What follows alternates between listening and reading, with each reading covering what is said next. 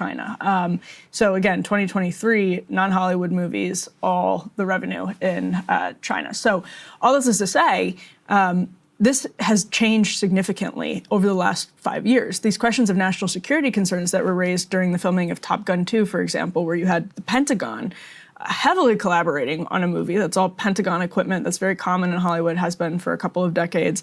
They literally cooperate with the Department of Defense and bring in training exercises, and that's what you see in a lot of like Jerry Bruckheimer movies and things like Top Gun, frankly. So that was considered a national security concern because China had censorship power over the script. They took the Taiwanese flag off Tom Cruise's bomber jacket. And what's very interesting— Why did he have a Taiwanese flag on his bomber jacket? It was in the 80s, too. It's sort of like part of the whole thing. But anyway, this has already changed so much. Hollywood feels like China has already learned everything that it can and is already making some of these incredible movies by using what Donald Trump says there about how they're taking American film know-how. I mean, that sort of has already, that process has kind of already played out, and China isn't even the concern anymore because Hollywood isn't cooperating with China at the rate that it was just a couple of years ago. So it's a really interesting move. I mean, you can, I guess, reshore some stuff that's been pushed to Canada and the UK, but a lot of this, first of all, movies do need to be filmed on location in other parts of the world, and some of it is just for example, just before I toss it to you, Ryan, the strikes in Hollywood a couple of years ago. It costs more money to make movies in the United States than it does in other places. And so if you're also not dealing with ensuring that Hollywood is paying writers in this age of IP questions and technological upheaval, actors, anybody in this space, I mean, it's just an enormous thorny challenge. 100% tariff maybe can have some effect, but it'll have to be, like all of the other tariffs, augmented with other significant policies. Yeah, it's another example of us trying to, compete with the rest of the world, while the rest of the world is able to do sophisticated strategic policy making, and we just don't. Like we have tariffs. In this case, Trump is going to, I'm going to put a tariff on it. Well, and then you're like, oh, what does that mean? Does it get tariffed because like one of your editors was in Paris or London or?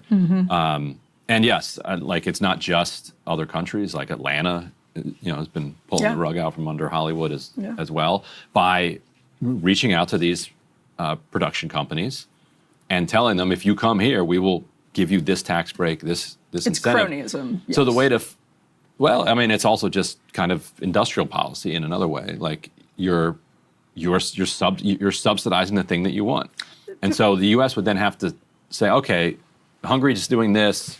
You can either negotiate with Hungary and Canada and say stop doing this, or else we're going to retaliate against X, and like that's how you do a kind of trade war, because this is this is a service that is an export of ours, and we import your maple syrup, and we're going to be mean to it if you don't stop subsidizing these Toronto film shoots, or we equalize the subsidies and go to Hollywood and say, look, if you do it here, it's worth it to us as a taxpayer to match those subsidies, and that would require Congress.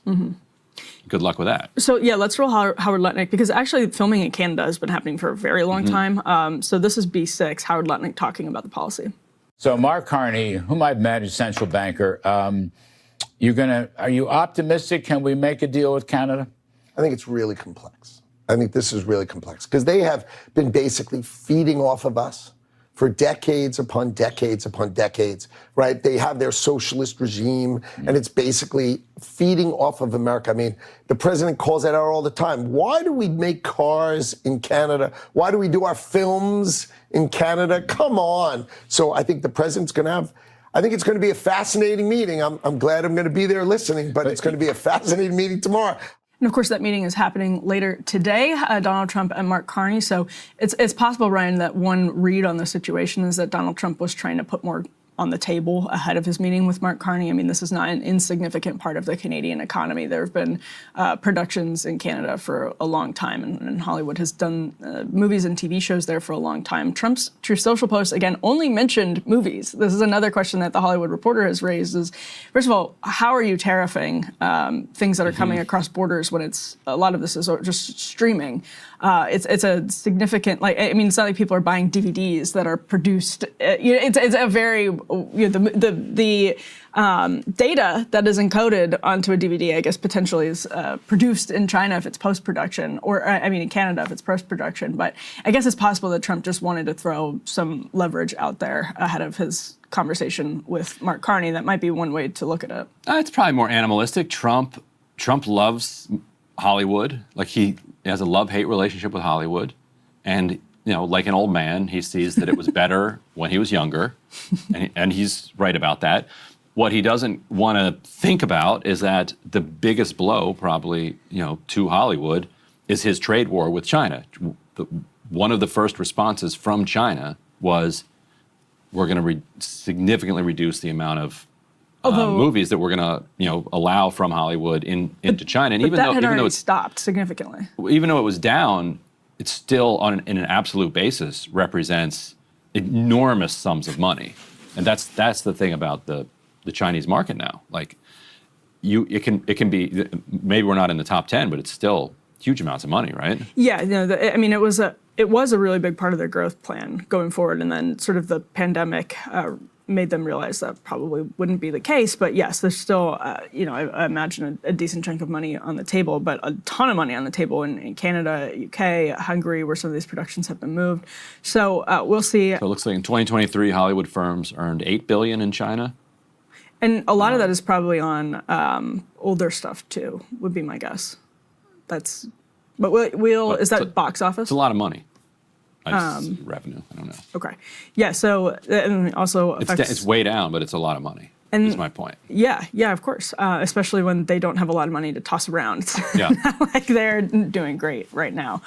Anyway, all that is to say, we will see how Donald Trump's meeting with Mark Carney goes today. We will see how real this policy actually is going forward. If Donald Trump wants it to be real, even just the process of implementing it, given everything we just laid out, does it apply to things that are co-produced in other countries, that are partially produced in one country? Does it apply to TV shows? Does it apply just to box offices? Does it apply to streaming? There's really no clear idea of what this would look like. So Hollywood is left to scramble and lobby and I guess hope for the best. So we'll see what happens. And we should get to Yanis Varoufakis now, Ryan. All right, stick around for that. Hey, if you like that video, hit the like button or leave a comment below. It really helps get the show to more people. And if you'd like to get the full show, ad-free, and in your inbox every morning, you can sign up at breakingpoints.com. That's right. Get the full show, help support the future of independent media at breakingpoints.com.